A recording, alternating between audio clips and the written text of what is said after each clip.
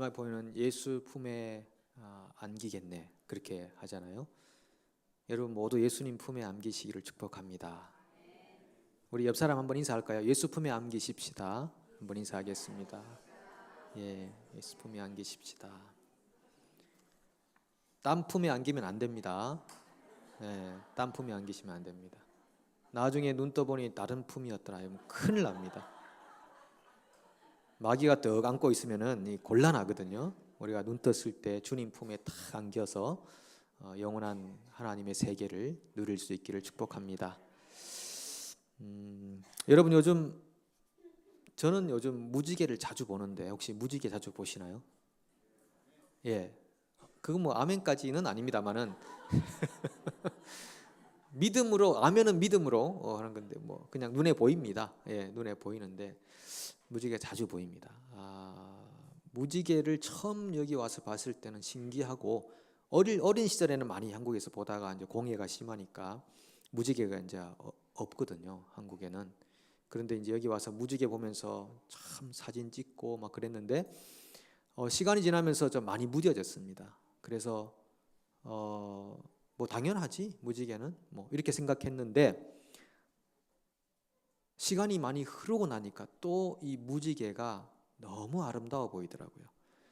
이게 세상 사람 자기의 눈에 보이는 것이 아름다울 때가 있고 평범할 때가 있고 아름다울 때가 있고 그런 것 같더라고요. 그래서 요즘 무지개를 보면서 자주 사진을 찍습니다. 이 무지개 너무 예쁘다. 담아두고 싶다.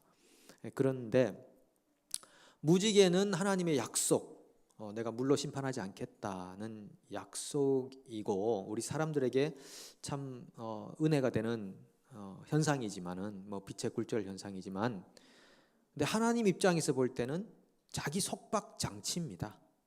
하나님이 전능하셔서 세상을 마음대로 휘두를 수 있는데 내가 물로 심판하지 않겠다고 하는 자기 속박을 하시는 것입니다.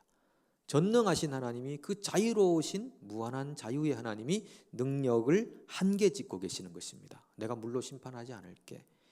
자식을 심하게 때려놓고 막 시퍼렇게 멍든 다리를 보면서 내가 다시는 회초리를 들지 않으리라.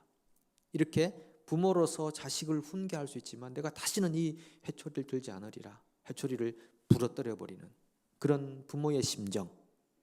물론 그 부모는 다시 또 나무를 꺾어 오기는 하지만은 우리 하나님은 자기 속박 장치로 무지개를 띄워 놓으신 것입니다. 우리에게는 한없이 은혜로운 하나님의 약속이 담겨 있지만 하나님 편에서는 이 상처의 흔적, 상흔이 있는 것입니다. 자기의 속박으로서 무지개를 띄워 놓고 계시는 것입니다.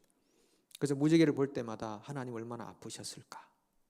인류에게 재앙을 가져오시고 심판하셔서 시체 더미 1년간 홍수가 나서 모든 생물을 다 죽여버린 그 시체 너머로 궁창의 물이 다 쏟아지고 나니까 이제 무지개가 생긴 것이거든요. 그전에는 무지개가 없었잖아요.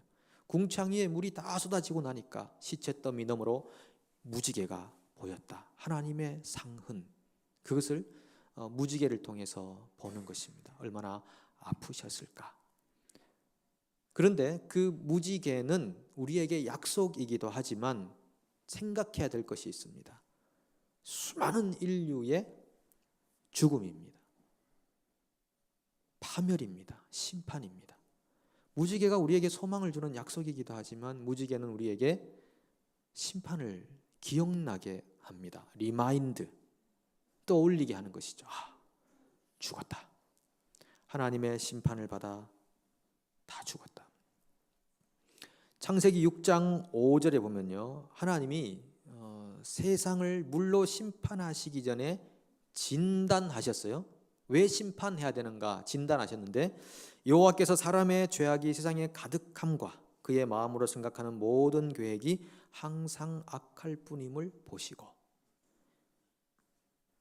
죄악이 가득함과 full이에요, full. 그리고 마음에 생각하는 게 항상 악해. 항상. 그래서 하나님이 물로 심판을 하시면서 가슴을 쓸어내리시는 그 하나님의 마음을 이 무지개를 통해서 또 한 번 더 보게 됩니다. 구약 시대에도 이 죄악이 가득했을 때 심판이 왔잖아요. 이제 다시 오시는 예수님, 그 예수님도 심판을 가지고 오십니다. 그래서 이 세상에 죄악이 가득할 때, 그때 또 하나님은 불러서 심판하실 겁니다. 불러서 심판하실 것입니다. 학생들이 학교에서 시험을 칩니다. 열심히 한 텀 공부하고 시험 치고 두 텀 공부하고 시험 치고 마지막 학년에 가면 또 전체에 또 시험을 치고, 시험을 치는 것은 심판과 같습니다. 근데 시험을 치면 어떤 사람에게는 심판이, 어떤 사람에게는 구원입니다. 어떤 사람에게 심판, 어떤 사람에게 구원이 되는지 아시죠? 예, 어떻게 내가 한 텀을 보냈는가에 따라서 그 시험이 심판이 되기도 하고 구원이 되기도 합니다.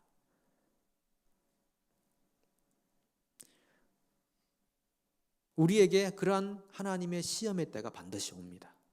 그래서 고린도전서에도 사도 바울이 표현하기를 불러서 공력을 테스트할 때가 올 텐데, 마지막 날이 되면 불로 다 태워버리면 지푸라기로 살아온 사람들은 다 타버릴 것이고 금이나 은이나 보석으로 살아온 사람들은 타지 않을 거다.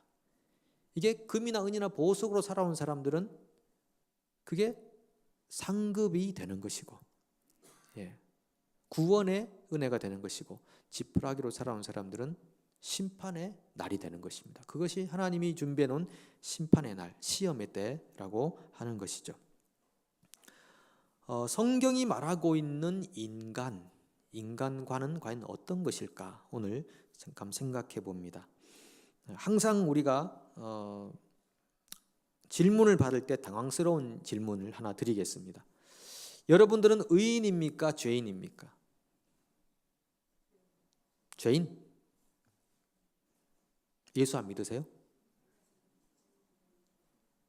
의인입니까? 죄인입니까? 의인. 죄 안 지으세요? 우리가 의인이냐 죄인이냐 이럴 때 제일 좋은 답이 있죠. 뭡니까? 의인 같은 죄인. 의인 같은 죄인? 의인 같은 죄인? 그러면은 의인 같아 보이는데 실제로는 죄인이다, 그 말씀이죠. 죄인 같은 의인. 실제로는 의인인데 죄인 같다. 예, 어쨌든 무한히 노력한 것이라고 저는 격려해드리고 싶습니다. 예. 그래서 루터 같은 종교개혁자는 말하기를 이거를 이렇게 정리를 했습니다. 의인과 동시에 죄인, 이렇게 했습니다. 이해가 되십니까? 의인과 동시에 죄인. 그래서 simul justus et peccator라고 이렇게 말합니다. 의인과 동시에 죄인. 이게 라틴어로 그런 것 같아요. 의인이면서 죄인이다. 이게 말이 되나요? 의인이면 의인이고 죄인이면 죄인인 거지. 어떻게 이거를 둘 다 기분이 좋아요, 나빠요, 좋고 나빠요, 이게 말이 안 되는 거잖아요. 그런데 성경이 말하는 인간관이라고 하는 것은 의인이면서 동시에 죄인이다, 이렇게 말하는 것입니다. 어떤 사람에게? 예수를 구주로 고백하고 받아들이는 사람에게, 모든 사람에게가 아니라 예수님을 구원자로 받아들이는 사람에게 의인이면서 죄인이다라고 말하는 것입니다. 그래서 두 가지를 항상 기억해야 되는데, 우리가 예수님 믿을 때 주어지는 놀라운 두 가지 결과가 있습니다. 예수님을 믿을 때 첫 번째, 죄의 결과로부터의 자유. 두 번째, 죄의 권세로부터의 자유라고 하는 것입니다. 죄의 결과는 뭘까요? 죄의 삭은 사망이에요. 죄의 결과는 사망이잖아요. 예수님 믿으면 죄의 결과인 사망으로부터의 자유, 생명을 얻는다는 것입니다. 두 번째는 죄의 권세, 죄의 유혹으로부터의 자유라는 것입니다. 죄는 여전히 이 세상에 널려져 있습니다. 그런데 죄가 우리를 늘 유혹하잖아요. 예수님 믿는다고 죄의 유혹으로부터 벗어나나요? 아닙니다. 똑같이 죄의 유혹을 받고 있는데, 예수님 믿기 전에는 그 죄의 유혹을 물리칠 수 있는 능력이 없었어요. 근데 예수님을 믿음과 동시에 그 죄의 유혹을 물리칠 수 있는 능력이 우리 속에 주어집니다. 믿으십니까? 능력이 주어집니다. 사용을 안 해보셨습니까? 여러분도 모르게 하나님의 능력이 여러분 속에 주어집니다. 예수 그리스도의 보혈의 능력이 있기 때문입니다. 그래서 보혈의 능력으로 죄의 유혹을 물리칠 수 있는 자유를 얻었어요. 그전에는 죄의 종이었다고 그랬습니다. 종은 자유가 없는 것입니다. 그런데 예수를 믿음과 동시에 죄의 유혹으로부터 그 유혹을 물리칠 수 있는 내 권리가 생긴 것입니다. 그래서 죄가 나를 유혹할 때 안 돼, 물러거라. 나는 너를 기뻐하지 않는다. 나는 너와 친구가 되기 싫다. 이렇게 죄를 물리칠 수 있는 능력이 우리 속에 주어져 있는데 이 능력을 사용하지 않으면 근육처럼 근육이 너무나 흐물흐물해져 있는 것입니다. 사용해 본 적이 없는 것입니다. 운동을 안 하니까. 그런데 우리 속에 있는 그 능력을 사용해서 죄의 유혹이 우리를 엄습해 올 때 끊어버리는 것입니다. 차단하는 것이죠. 그건 우리에게 맡겨놓은 것입니다. 자동적으로 사람이 그렇게 되는 거 아닙니다. 여러분 밥만 먹는다고 근육이 생깁니까? 그렇지 않습니다. 밥을 먹었으면 운동하고 체력을 단련해서 자꾸 능력을 사용해서 죄의 유혹을 물리칠 수 있는 길들을 찾아가는 것이죠. 뭐 죄에 대해서 여러분 얼마나 많은 다양성의 죄가 있습니까? 예를 들면 술을 많이 마시는 것도 죄죠. 술을 많이 마시는 것을 판단하는 것도 죄죠. 우리는 보통 술을 많이 마시면 죄인, 안 마시면 의인 이렇게 말하는데 그렇지 않아요. 예. 죄는 다 똑같은 죄입니다. 거짓말하는 거 죄잖아요, 그죠? 그 사람 죽도록 미워하는 것도 죄거든요. 다 똑같은 죄입니다. 그러니까 오늘 이사야가 뭐라고 합니까? 죄악의 바람이 우리를 바람같이 우리의 죄악의 바람같이 우리를 몰아가나이다. 저는 이 성경 구절을 보면서 떨어지는 낙엽을 생각해 보는 것입니다. 가을날 낙엽이 땅에 툭 떨어져 가지고 다 잎사귀 같이 시들므로 그 낙엽이 바람에 뒹굴려 가는 것입니다. 그 낙엽에게 무슨 소망이 있겠습니까? 나무에 달려 있을 때나 생명이 있는 것이지. 나무에서 떨어져서 뒹굴어 다니고 바람에 불려 다니는 그 낙엽에게 무슨 소망이 있겠는가? 우리의 죄악이 우리를 그렇게 몰아가고 있다는 것입니다.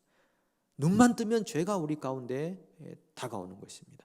교만하고 자만하고 거만하고 오만하고 이런 것들이 자꾸 우리를 고통스럽게 만든다라고 하는 것이죠. 그래서 이 죄인과 동시에 의인이라는 것을 다시 말하면요, 신분상의 의인, 생활상의 죄인 이렇게 좀 다시 한번 정리할 수 있겠죠. 신분상의 의인, 생활상의 죄인. 우리는 의인입니다. 예수님의 보혈 때문에 의인이 되었지만 생활 속에서 우리가 늘 죄와 벗삼아 살아가는 모습이 많다라는 것이죠. 그래서 저는 오늘 이 암송 구절을 읽으면서 시가 하나 또 올랐습니다. 여러분, 시 속에는 많은 의미가 응축,함축되어 있죠. 단어 하나하나에 낙엽 그러면 생각나는 시 하나 없습니까?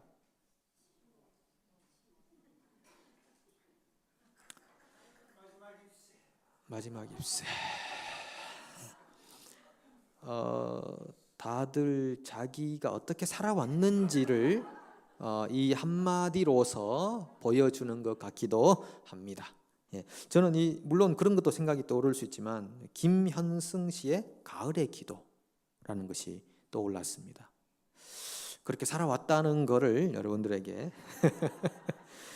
예, 이 가을의 기도 너무 좋은 시잖아요.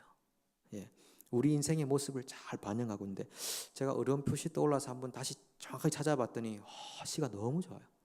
예, 참 외우고 다니면 좋겠다 싶은데 한번 띄워주실래요? 원래 이럴 때는 이 반주가 쫙 흐르면서 이게 뒷배경이 나와야 되는데 사실은 피아노하고는 잘 안 맞은 것 같아요. 이게 뭔가 그죠? 부드러운 음이 나와야 되는데 가을에는 하실 수 있겠습니까? 한번 이현수 집사님의 능력을 우리가 테스트하면 안 됩니다. 안 된다고 했습니다. 저분 말씀을 거역하면 큰일 납니다. 네. 가을에는 기도하게 하소서. 낙엽들이 지는 때를 기다려 내게 주신 겸허한 모국으로 나를 채우소서. 가을에는 사랑하게 하소서. 오직 한 사람을 택하게 하소서. 가장 아름다운 열매를 위하여 이 비옥한 시간을 가꾸게 하소서. 가을에는 홀로 있게 하소서. 나의 영혼 굽이치는 바다와 백합의 골짜기를 지나 마른 나뭇가지 위에 다다른 까마귀 같이. 너무 좋잖아요. 감성이 다시 회복되십니까? 근데 우리가 살다 보면 진짜 감성을 다 잃어버립니다. 너무 이 기계적인 삶, 이 전자 이런 삶에 노출되어서 감성이 메말라 가더라고요.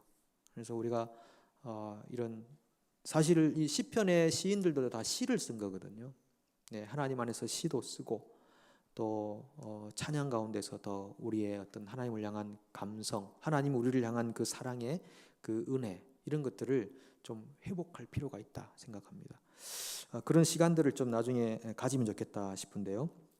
여기 보면 가을에는 기도하게 하소서, 낙엽들이 지는 때를 기다려 내게 주신, 이렇게 말합니다. 낙엽들이 지는 때. 이 낙엽들이 지는 때는요, 이 시인이 인간의 유한성을 노래했다고 표현합니다. 우리가 시를 보통 우리가 해석을 많이 하잖아요, 그죠? 인간의 유한성, 낙엽은 나뭇잎은 떨어질 때가 온다는 것입니다. 언젠가는 떨어지는 것입니다. 여러분, 제가 여러분께 한번 충격적인 질문을 하나 드려보겠습니다. 오늘 밤 세상을 떠난다면 천국에 들어갈 수 있다고 생각하십니까? Yes or no? 두 번째 질문. 그 천국 문 앞에서 내가 너를 천국으로 인도하여 드려야 하는 이유가 무엇이냐라고 묻는다면 당신은 무엇이라고 대답하시겠습니까? 자, 이 두 가지 질문을 생각해 보십시오. 이게 원래 전도 폭발이라고 하는 훈련에 나오는 두 가지 첫 번째 질문입니다. 우리가 사람을 만나 전도할 때 오늘 밤 세상을 떠나신다면 천국에 들어갈 자신 있으십니까? 이렇게 묻습니다. 그러면 뺨을 한번 쫙 맞겠죠, 그죠? 그런 질문을 부정스럽게 하느냐고 그럴 수 있습니다. 충격을 주는 것입니다. 그러면 천국 문 앞에서 당신을 천국으로 들어가게 해야 할 이유가 무엇입니까? 이렇게 묻는 것입니다.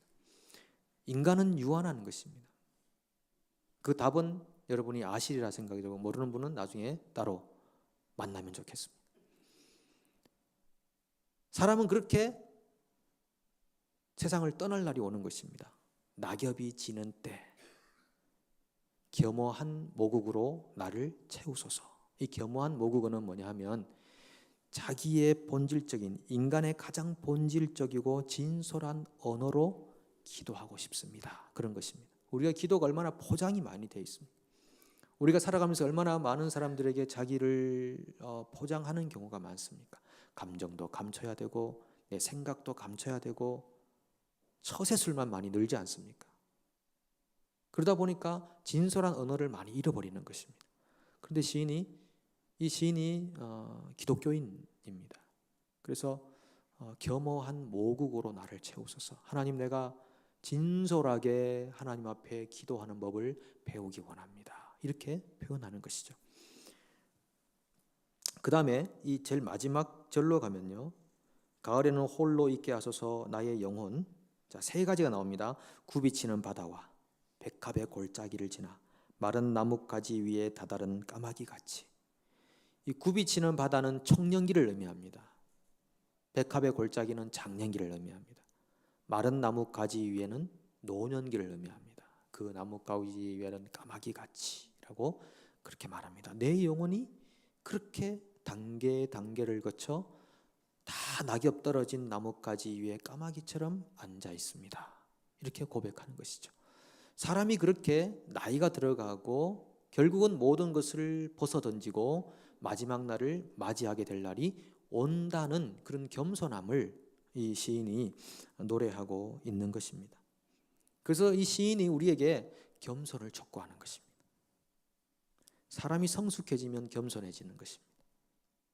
이사야 선지자가 오늘 64장 6절에서 우리는 다 부정한 자 같아서 우리의 의는 다 더러운 옷 같으며 우리는 다 잎사귀같이 시들므로 우리의 죄악이 바람같이 우리를 몰아가나이다. 우리는 부정합니다. 우리는 부정합니다. 우리가 좀 잘했다고 생각했던 것, 우리의 의는 누더기 옷에 불과합니다. 우리는 져지는 낙엽처럼, 다 떨어지는 낙엽처럼 우리는 유한합니다. 우리는 불완전합니다. 우리는 마지막 모든 것을 다 벗어 던질 때가 올 것입니다. 오늘도 우리는 죄악이 우리를 바람같이 몰아가서 낙엽처럼 뒹구는, 바람에 뒹구는 낙엽처럼 우리의 인생이 그러하옵니다. 얼마나 진솔하고 겸손한 이 숙성된 영혼의 고백이냐라고 하는 것입니다. 우리가 하나님 앞에 설 때 이런 모습이 필요한 것입니다. 하나님, 우리가 의인 같지만 정말 죄인입니다. 주님께서 우리를 의인으로 칭해 주시니, 이신 칭의, 우리를 칭해 주시니 우리가 의인이 되었건만, 법정으로서는 우리가 의인이 되었건만 우리의 실상은 죄인입니다. 마치 성전에 올라간 바리새인이, 세리가 머리를 숙여서 주여, 내가 범죄하였나이다, 이렇게 고백하는 한 그런 모습처럼 성숙한 한 인간의 모습을 이 이사야 선지자의 고백을 통해서 보는 것입니다. 혹시 우리 가운데 바리새인 같은 마음을 가진 분들이 있습니까? 우리는 굽이치는 바다를 지나서 백합화의 꽃을 지나 이제는 마른 나무 가지 위로 가고 있는 시절쯤에 있습니다. 그 시절에 우리가 다다르면서 주님, 우리는 부족하나이다. 내가 지금까지 평생 주님을 섬긴다고 했지만 너무나 불완전했습니다. 실수투성이었습니다. 전부 내 의를 내세우느라 바빴습니다. 포장하느라 지쳤습니다. 사람들에게 잘 보이려고 너무나 힘들게 살아왔습니다. 이제 내가 주님 앞에 내 모습을 겸허한 모국으로 고백합니다. 주님, 우리는 다 부정한 자 같습니다.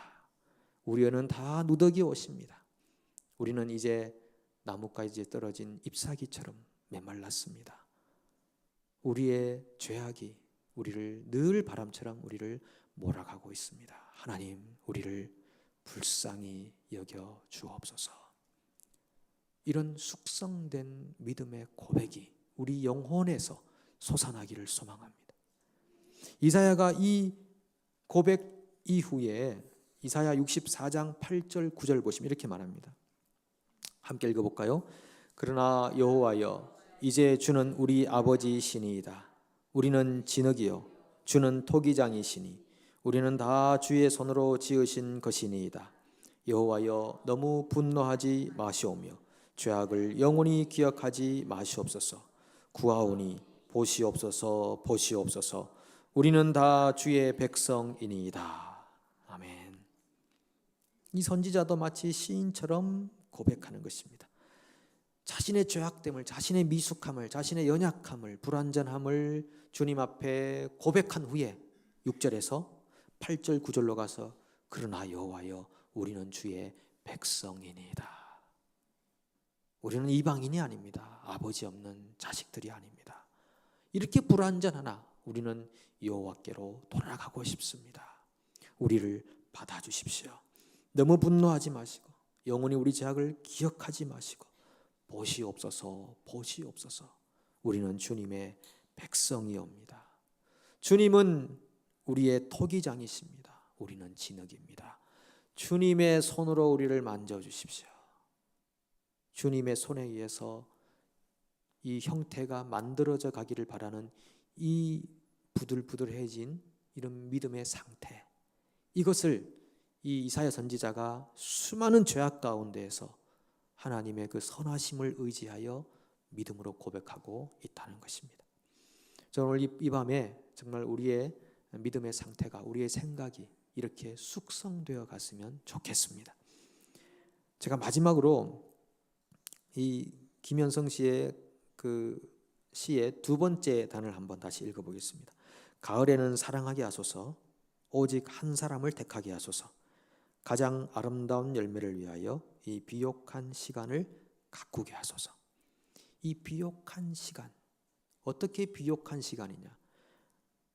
가을에는 사랑하게 하소서, 오직 한 사람, 이 한 사람이 누구냐 하면 절대자를 의미한다고 해석되어 있습니다. 오직 한 사람을 택하게 하소서. 오직 우리 아버지 하나님을 사랑하게 하소서. 우리가 평생 살아가면서 해야 될 일은 아버지를 사랑하는 일입니다. 아버지가 우리를 사랑하듯이 우리가 아버지를 사랑하는 것을 찾아가는 것입니다. 아버지는 우리에게 다른 것을 요구하지 않고 아버지를 사랑하는 법을 배우기를 원하시는 것입니다. 우리가 열심히 신앙생활을 하다 보면은 이 아버지를 향한 사랑을 놓칠 때가 있습니다. 그리고 뭔가 많은 일을 해야 될 것 같은 그런 압력과 압박에 이 일에 눌리는 경우들이 있습니다. 하나님을 기쁘시게 하기 위해서 열심히 살아야 되라고 하는 때로는 강박증 같은 것들이 우리 속에 작용합니다. 그런데 정말 하나님이 우리에게 요구하시는 것은 Do you love me? 예수님이 베드로에게 물으셨던 것처럼 너는 나를 사랑하느냐? 이 소스가 가장 기본적인 소스가 사랑입니다. 네가 나를 사랑하느냐? 사랑하면 그에서부터 모든 것이 다 완성되는 것입니다. 오늘 이 밤에 우리가 주님을 오직 한 사람을 택하게 하소서. 오직 주님을 사랑하는 이 사랑의 깊이가 깊어져 가기를 원합니다. 그래서 주님과의 만남 안에서 우리 신앙이 성숙해지고 우리도 이 이사야 같이 김현성이라는 한 우리 한국의 훌륭한 신앙의 이 선배 같이 우리도 그러한 시를 쓸 수 있는 감성이 살아있는 주님과의 사랑의 깊이가 깊어가는 거룩한 백성들 되기를 축복합니다.